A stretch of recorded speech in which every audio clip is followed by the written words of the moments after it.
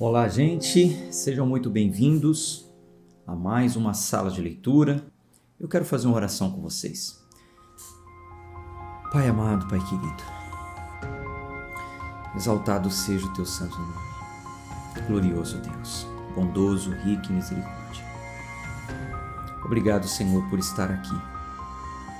Obrigado pelo Senhor nos proporcionar mais uma vez estarmos reunidos através da conexão com a internet, todos em uma mesma sala, em uma mesma fé, no mesmo ambiente.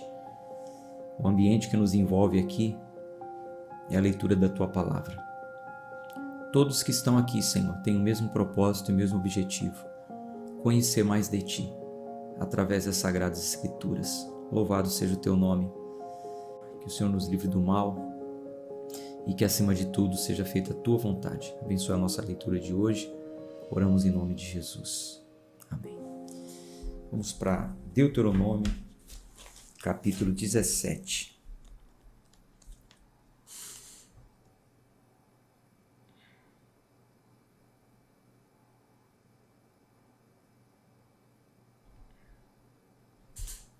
Deuteronômio 17.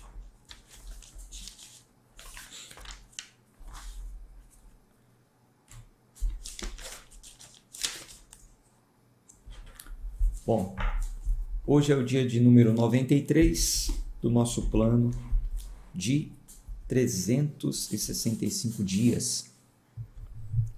Não esquece de dar aí o seu like, deixa o seu nome, de onde você nos acompanha, quem está acompanhando a gravação em outro horário também. Vamos em frente. Deuteronômio, capítulo 17, versículo 1. Não sacrificarás ao Senhor teu Deus nem um novilho ou ovelha em que haja defeito ou deformação, pois é uma abominação para o Senhor teu Deus.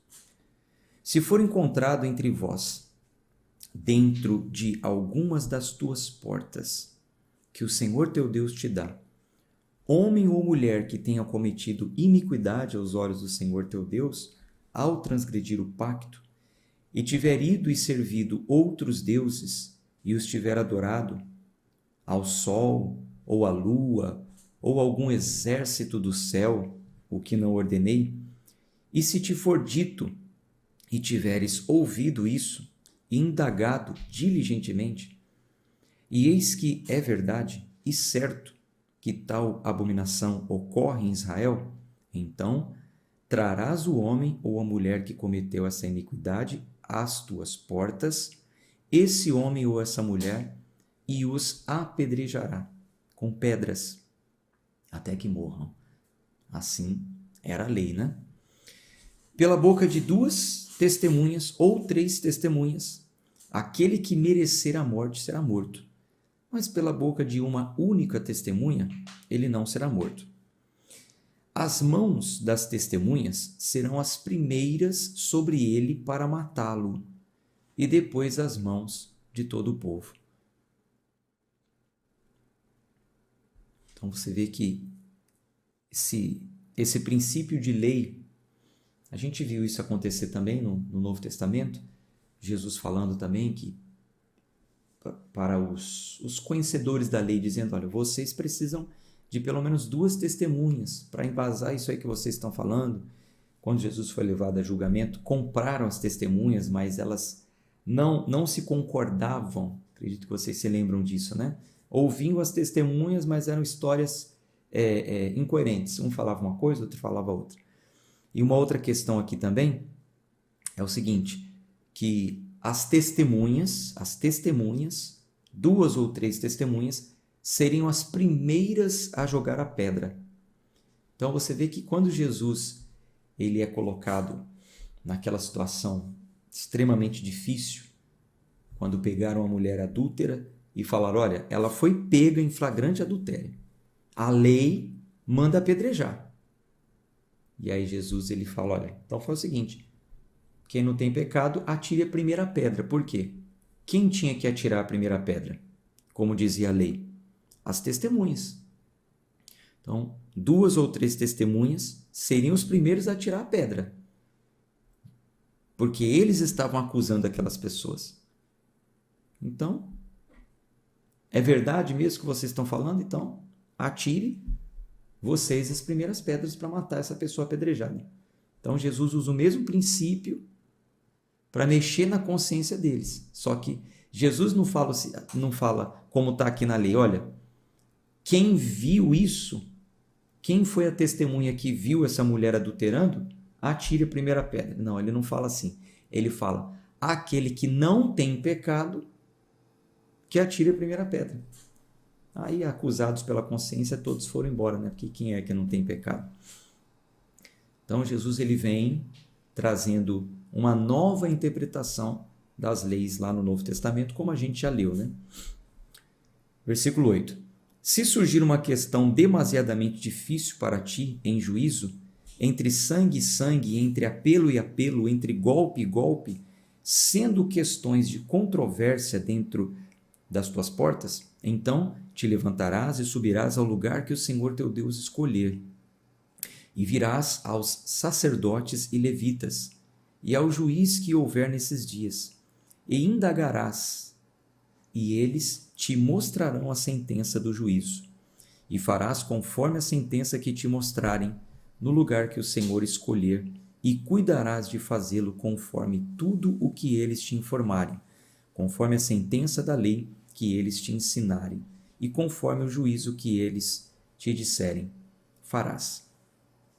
Não te desviarás da sentença que eles te mostrarem para a direita nem para a esquerda.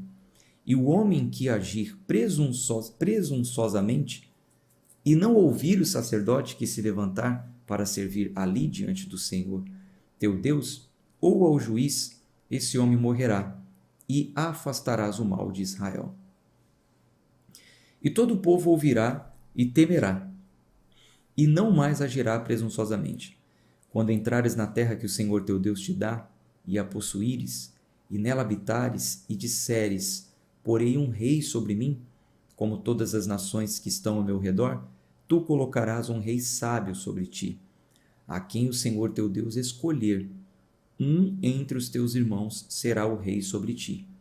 Então isso aqui vai acontecer lá em 1 Samuel, né? A gente vai ler junto.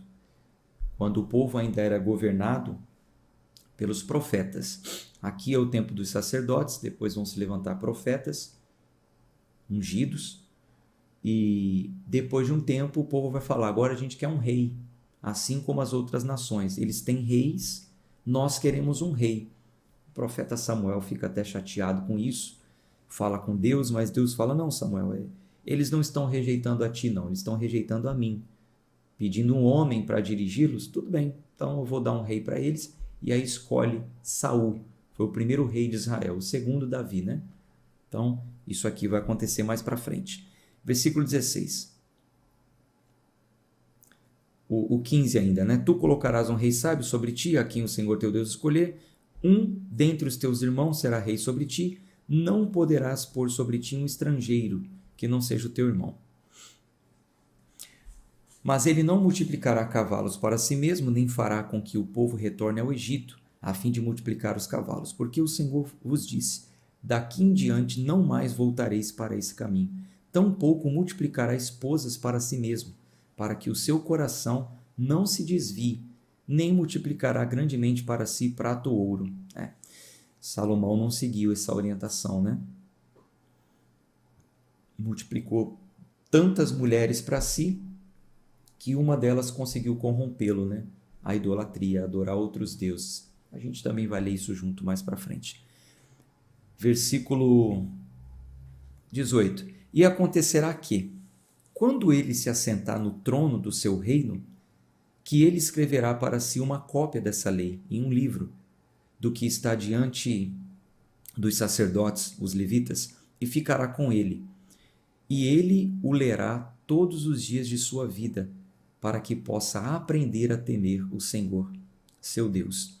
E guardarás todas as palavras desta lei e estatutos para fazê-los, para que seu coração não se exalte acima dos seus irmãos, e para que ele não se desvie do mandamento, para a direita ou para a esquerda, a fim de que prolongue seus dias no seu reino, ele e os seus filhos no meio de Israel. Capítulo 18. Os sacerdotes, os levitas, e toda a tribo de Levi não terão parte nem herança com Israel. Comerão das ofertas queimadas ao Senhor e da sua herança. Por isso não terão herança entre os seus irmãos. O Senhor é a sua herança, como disse a eles. E isso será devido aos sacerdotes pelo povo. Daqueles que oferecem um sacrifício, seja boi ou ovelha, e darão ao sacerdote o ombro e as duas faces e o bucho. A ele darás também as primícias do teu grão, do teu vinho e do teu azeite, e da primeira tosquia das tuas ovelhas, porque o Senhor teu Deus o escolheu dentre todas as tribos para que ministre no nome do Senhor, ele e os seus filhos para sempre. E se um levita vier de alguma das tuas portas, de todo Israel, onde ele peregrinou, e vier com todo o desejo de sua alma ao lugar que o Senhor escolheu, então ele ministrará no nome do Senhor seu Deus, como fazem todos os seus irmãos, os levitas, que ali ficam de pé diante do Senhor. Eles terão porções iguais para comer, além daquilo que resultar da venda do seu patrimônio. Quando chegares à terra que o Senhor teu Deus te der, não aprenderás a fazer conforme as abominações dessas nações. Não se encontrará entre vós ninguém que faça seu filho ou sua filha passar pelo fogo, ou que use de adivinhação, ou que observe os tempos, ou um agoureiro, ou um feiticeiro, ou um encantador, ou alguém que consulte espíritos de adivinhação, ou um bruxo, ou alguém que consulte os mortos. Então, essas práticas aqui já são proibidas desde o Velho Testamento, desde a Velha Aliança, e o Novo Testamento também dá continuação a essa proibição. Não tem cristão, não é dado a nada disso. Consultar espíritos, querer falar com quem já morreu. E consultar espírito não é só em ambientes exclusivos ou declaradamente que fazem isso, né? Infelizmente, hoje em dia, em ambiente de culto, também há consultas de espírito. Isso não é aconselhável. A gente não vê isso no Novo Testamento. A gente até vê manifestações de espírito. Quando o Senhor Jesus se aproximava de uma pessoa possessa, e já aconteceu também com os apóstolos, de eles se aproximarem de uma pessoa possessa e a presença de Deus ser tão forte naquele ambiente que o mal não resistiu e caiu por terra, se manifestou. O comportamento de Jesus e dos apóstolos foi o seguinte: expulsar e ponto. Não teve consulta, não teve perguntas aos espíritos malignos. Uma única pergunta que Jesus fez a um espírito maligno incorporado foi: qual o seu nome? E ele disse: Legião é o meu nome. Por quê? Tinha um objetivo por trás disso. Nós já lemos isso juntos no Novo Testamento. Tinha uma manada de porcos vagando por ali e os espíritos iriam pedir autorização para saírem daquele corpo e entrar na manada, e para eles entenderem a quantidade de demônios que estava naquele homem, Jesus permitiu, porque a manada tinha mais de 1000 porcos, ou seja, tinha mais de 1000 demônios possuindo aquele rapaz que vivia manifestado, andando em sepulcros, enfim.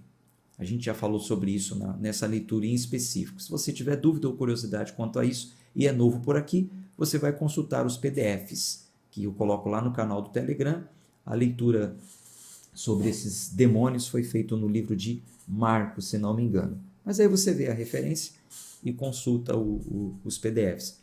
Então, não tem consulta a espírito maligno. É uma proibição na Velha Aliança. E no Novo Testamento, Jesus ele também dá à luz o entendimento correto quanto a isso. É expulsão, é mandar embora e acabou. É libertar no nome de Jesus. Em meu nome expulsarão demônios.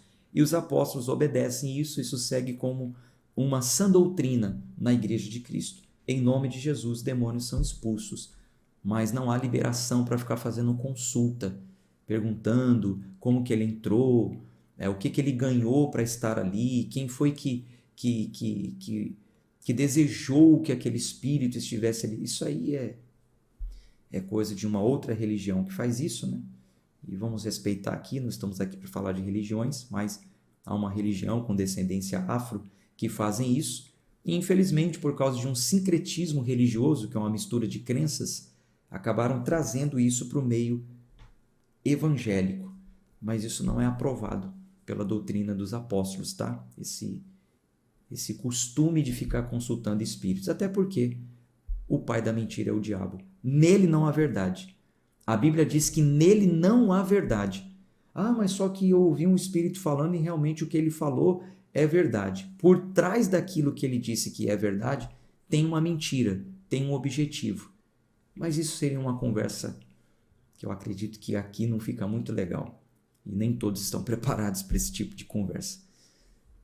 Então vamos seguir entendendo o que a Bíblia nos diz. Não tenho amarra com instituição nenhuma. Possa ser que alguns até fiquem chateados, mas é a verdade, tá? Não tem esse negócio de consulta aos espíritos, não. Nem a feiticeiro, nem a agoreiro, nada disso. Nem a signo, né? O exército das estrelas. Ah, o meu signo é câncer, o meu é leão, porque Marte está em Júpiter. Nada disso. Versículo 12. Porque todas essas coisas são uma abominação ao Senhor. E por causa dessas abominações, o Senhor teu Deus os expulsará diante de ti. Tu serás perfeito com o Senhor teu Deus. Porque essas nações que possuirás deram ouvidos a observadores de tempos e a adivinhos, mas quanto a ti, o Senhor teu Deus não permite que o faças. Que os faças, né? O Senhor teu Deus levantará para ti um profeta do teu meio. Então, até então, sacerdotes, Moisés, Arão, Eleazar e assim vai. Deus está dizendo que iria levantar profeta. Esse versículo aqui do 15 até o 22, do 15 ao 22, ele também é messiânico, aponta para Cristo, para aquele que se levantaria no lugar de Moisés e com a mesma autoridade de Moisés. Mas até que Cristo venha, também vai ter ali algum sentido pontual, onde vai se levantando profetas e profetas, até chegar a Cristo.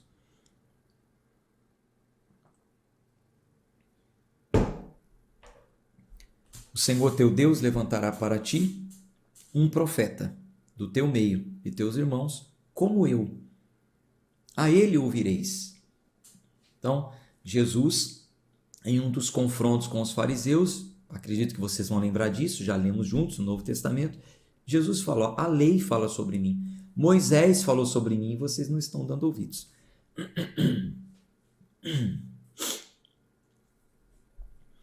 Versículo 16. Conforme tudo o que desejastes do Senhor teu Deus em Horebe, no dia da assembleia, dizendo, não ouvirei novamente a voz do Senhor meu Deus, nem verei este grande fogo outra vez, para que não morra.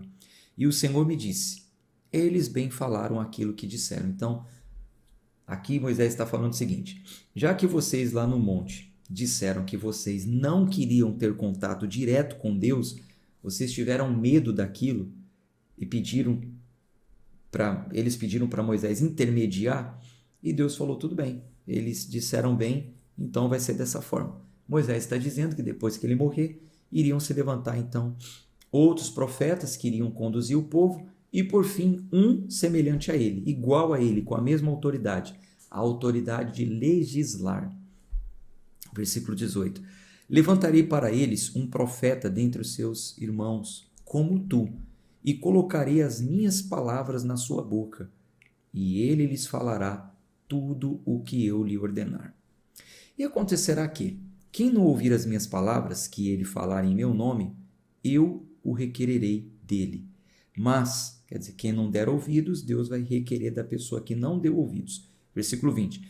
Mas o profeta que ousar falar uma palavra em meu nome, que eu não tenha lhe ordenado que fale, ou falar em nome de outros deuses, esse profeta morrerá. E se disseres em teu coração, como conheceremos a palavra que o Senhor não falou? Então, Moisés está dizendo, olha, se algum profeta falar alguma coisa que não veio da parte de Deus, ele vai morrer, esse profeta.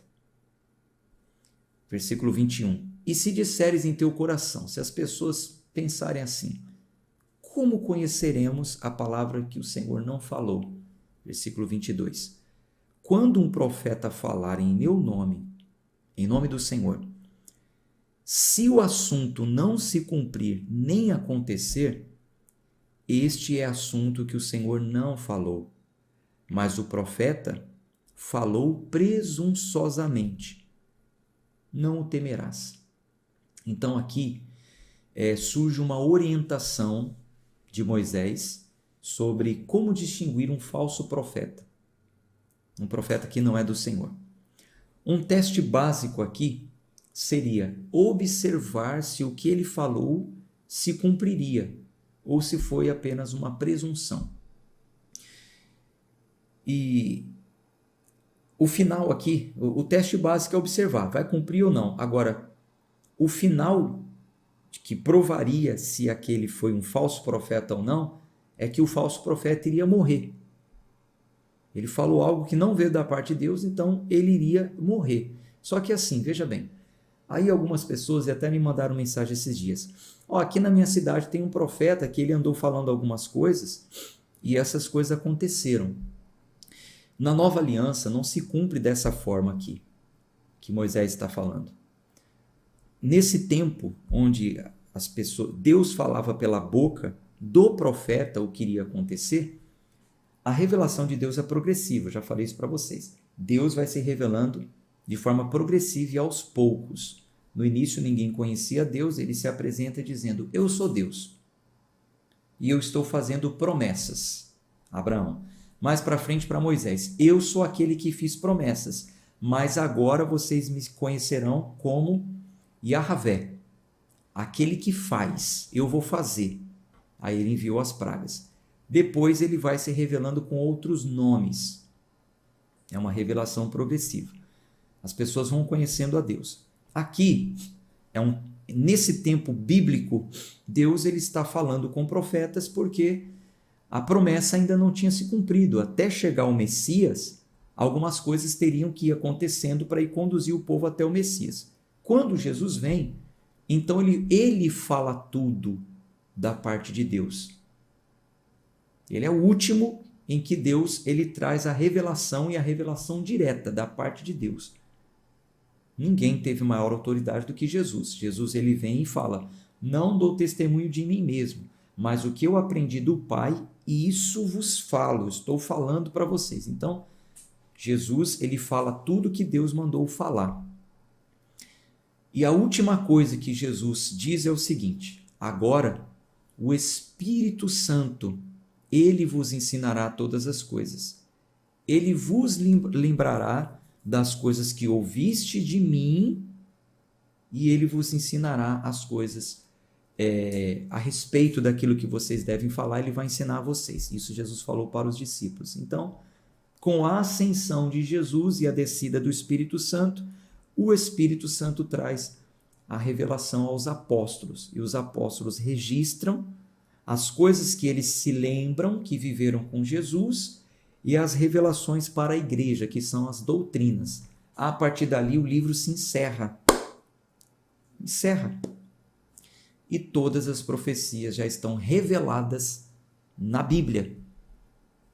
A partir dos discípulos, quem são os profetas? Quem são os que profetizam? São aqueles que anunciam as coisas do Senhor, já aqui registradas. Nós não precisamos de novas revelações.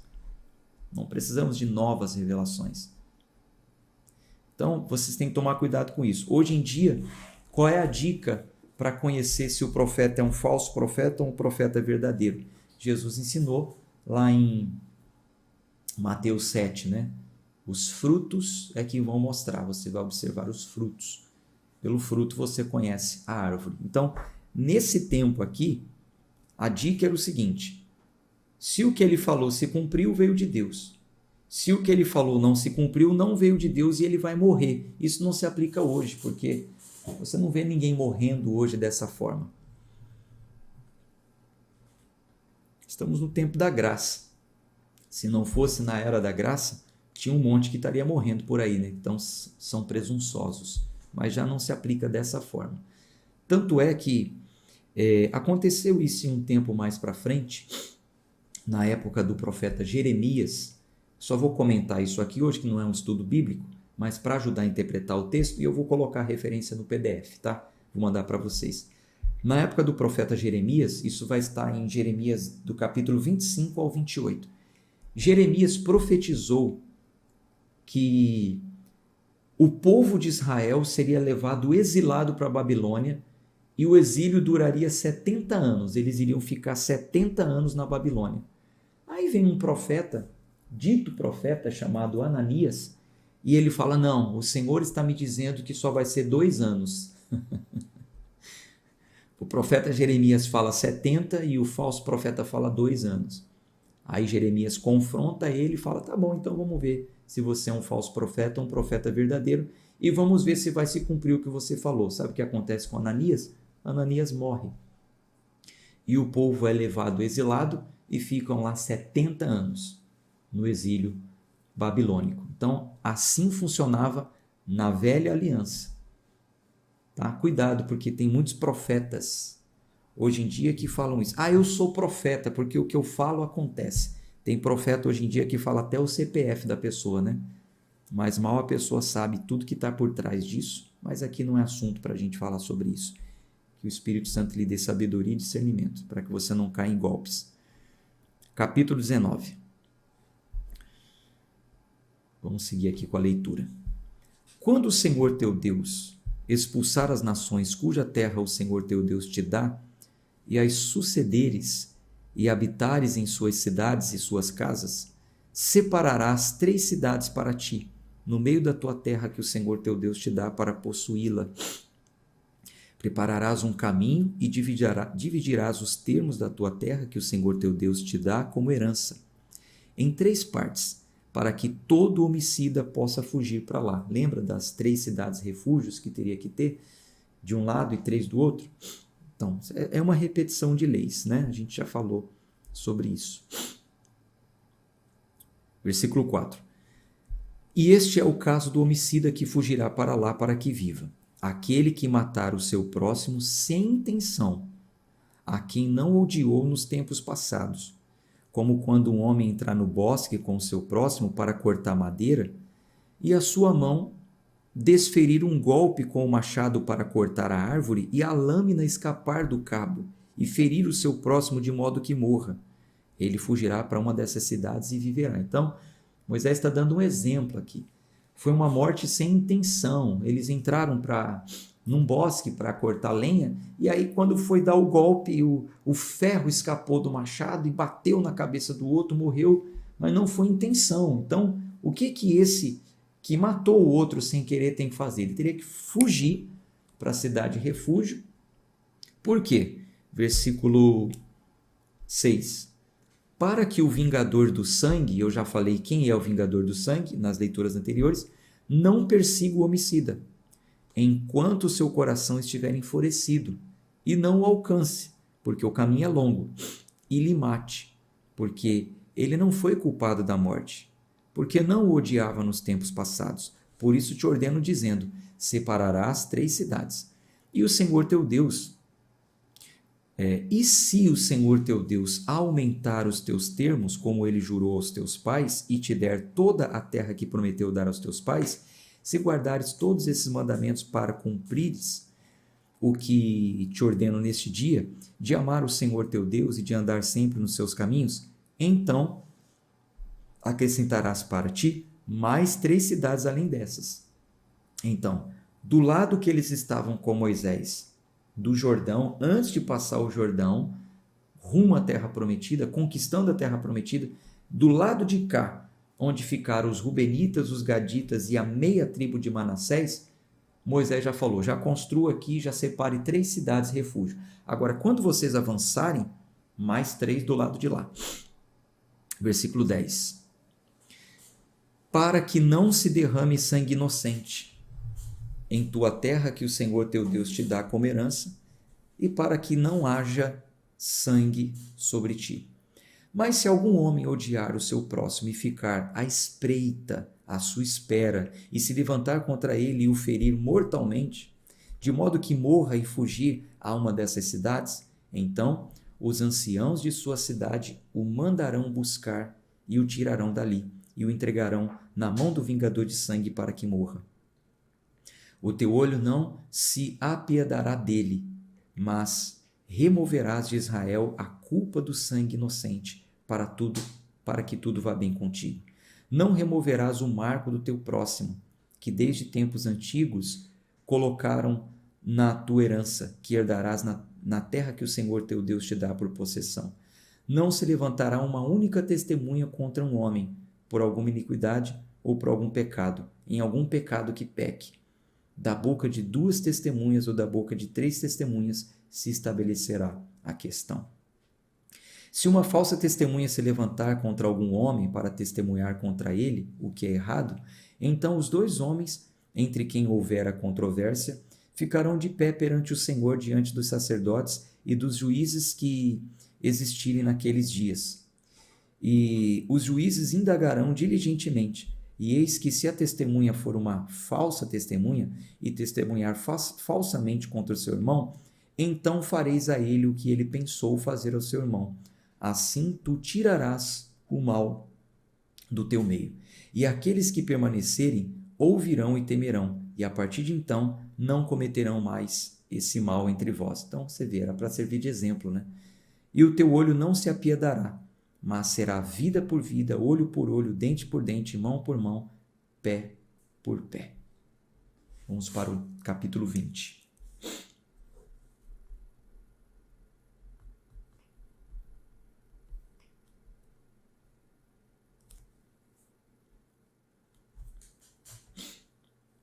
Capítulo 20. Quando saíres à batalha contra teus inimigos, e vires cavalos e carruagens, e um povo maior que tu, não os temas, porque está contigo o Senhor teu Deus, que te tirou da terra do Egito.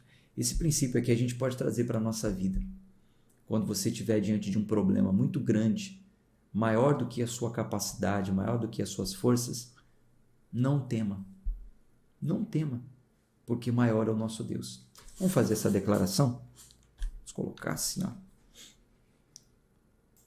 Creia nisso. Traga esse princípio para a sua vida. Coloque assim, ó. Maior é o que está em nós. Coloque aí, ó. Maior é o que está em nós. Tome posse desse princípio para a sua vida. Quando saíres da batalha contra os teus inimigos e vires cavalos e carruagens e um povo maior que tu, não os temas, porque está contigo o Senhor teu Deus, que te tirou da terra do Egito. Não tema, maior é o que está em nós, maior é o que está em você, maior do que o câncer, maior do que o tumor, maior do que as dívidas, maior do que um vício, maior do que qualquer coisa, maior é o que está em nós. Não temas, não tenha medo. Versículo 2. E acontecerá que, quando te aproximares da batalha, que o sacerdote se chegará e falará ao povo, ele lhes dirá: ouve, ó Israel, chegais neste dia à batalha contra os vossos inimigos, não fraquejem os vossos corações, não temais e não tremais, nem vos aterrorizeis por causa deles, porque o Senhor teu Deus é aquele que vai convosco para pelejar por vós contra os vossos inimigos para vos salvar. E os oficiais falarão ao povo dizendo: que homem existe que edificou uma nova casa e não a consagrou? Que vá e volte à sua casa para que não morra na batalha e outra consagre. E que homem é aquele que plantou uma vinha e ainda não comeu dela? Que também vá e volte à sua casa para que não morra na batalha e outro a coma. E que homem existe que esposou uma mulher e ainda não a recebeu, que vá e volte à sua casa, para que não morra na batalha e outro a receba. E os oficiais falarão mais ao povo e dirão: que homem existe que é temeroso e covarde, que vá e volte à sua casa, para que o coração de seus irmãos não desfaleça como o seu próprio coração. Então, quando eles se preparassem para a batalha, a ordem era o seguinte: tem alguém aqui que comprou uma casa, que construiu uma casa, aliás, que edificou uma casa, mas você ainda não entrou nessa casa, ainda não consagrou essa casa, você nem inaugurou essa casa, então vai e volte. Senão possa ser que você morra na batalha, volta. Tem algum homem aqui que acabou de casar, trouxe uma mulher para si e você ainda nem entrou a ela, você ainda não se deitou com ela, vai e volte. Senão você vai, de repente, morrer na batalha, enfim. Tem algum homem aqui que plantou uma vinha e nem chegou a colher? Vai e volte. Ou tem algum homem aqui que é covarde? Vai e volte. Porque senão a sua covardia vai contaminar os outros. Então, tinha esse princípio aí também antes de irem para as batalhas.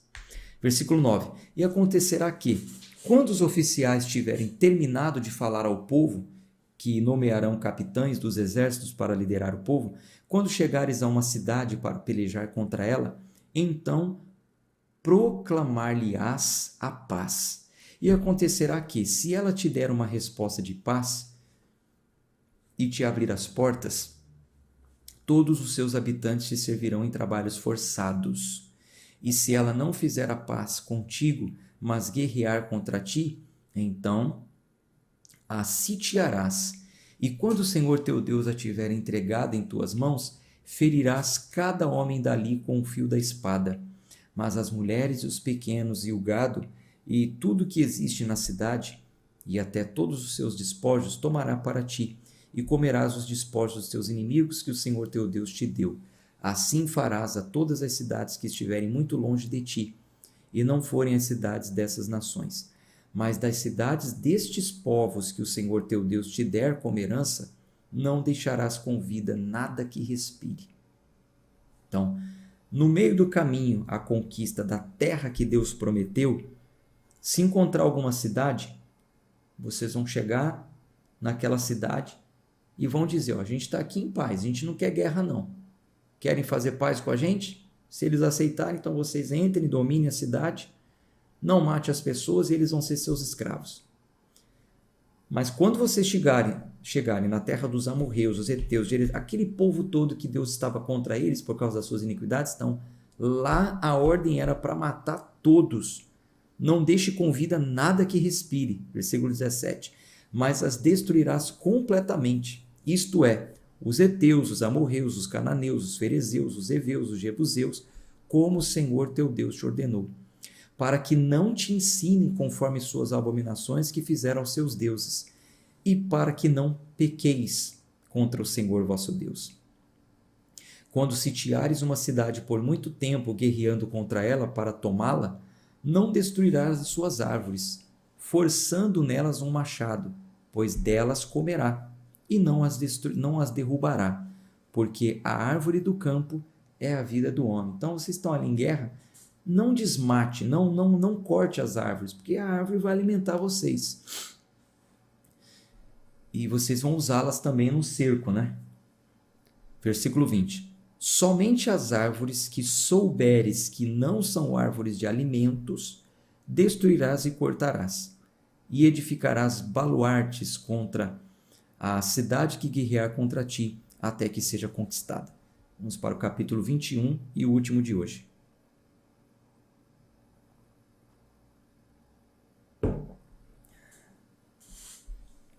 Se na terra que o Senhor teu Deus te der for encontrado algum morto caído no campo, e não se souber quem o matou, então virão os teus anciãos e os teus juízes e medirão até as cidades que estiverem à volta do morto. E acontecerá que, na cidade que for mais próxima do morto, os anciãos dessa cidade tomarão uma novilha com que não se tenha lavrado e que não tenha sido presa ao jugo. E os anciãos dessa cidade trarão a novilha a um vale áspero, que não seja arado nem cultivado, e ali no vale degolarão a novilha. E os sacerdotes e os filhos de Levi se aproximarão, porque o Senhor teu Deus os escolheu para que ministrem e para que abençoem em nome do Senhor. E pela sua palavra será julgada cada controvérsia e cada discussão. E todos os anciãos daquela cidade que estiverem próximos do homem morto lavarão suas mãos sobre a novilha degolada no vale, e responderão e dirão: nossas mãos não derramaram este sangue, nem os nossos olhos o viram. Sê misericordioso, ó Senhor, com o teu povo, Israel, a quem resgataste, e não derrama sangue inocente como acusação ao teu povo de Israel, e o sangue lhe será perdoado.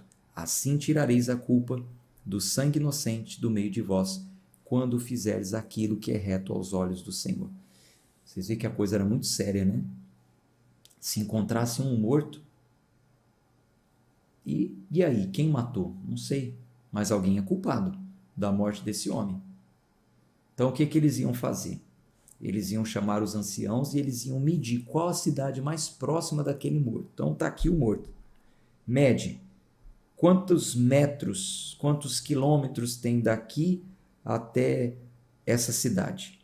Essa. Qual é a mais próxima? A mais próxima é essa? Então iam chamar os anciãos e os levitas e os sacerdotes daquela cidade, e eles iriam apresentar o sacrifício pela expiação de culpa, conforme a gente já sabe, porque alguém matou aquele homem, então a culpa precisaria ser expiada. Então eles iriam apresentar aquele ritual e dizer: olha, a gente está limpo do sangue desse homem, a gente não sabe de nada, não vimos quem matou, Senhor, não impute sobre nós a culpa da morte desse homem. Versículo 10. Quando saíres para guerrear contra os teus inimigos, e o Senhor teu Deus os tiver entregado nas tuas mãos, e tu os tiveres cativos, e vires entre os cativos uma bela mulher, e a cobiçares, e desejares tomá-la como tua esposa, então a trarás para a tua casa, e ela raspará sua cabeça, e cortará suas unhas, e despirá a veste do seu cativeiro, e permanecerá na tua casa. E lamentará seu pai e sua mãe durante um mês inteiro. E depois disso entrarás a ela, e serás seu marido, e ela será tua esposa. E acontecerá que, se não tiveres deleite nela, então a deixarás ir para onde ela quiser, mas de maneira nenhuma a venderás por dinheiro. Não comercializarás com ela, porque a humilharás. Se o homem tiver duas esposas, uma amada e outra odiada, e elas lhe derem filhos, tanto a amada como a odiada, e se o primogênito for filho da esposa odiada, então, quando ele fizer com que seus filhos herdem aquilo que ele tem, que não poderá fazer com que o filho da esposa amada seja primogênito,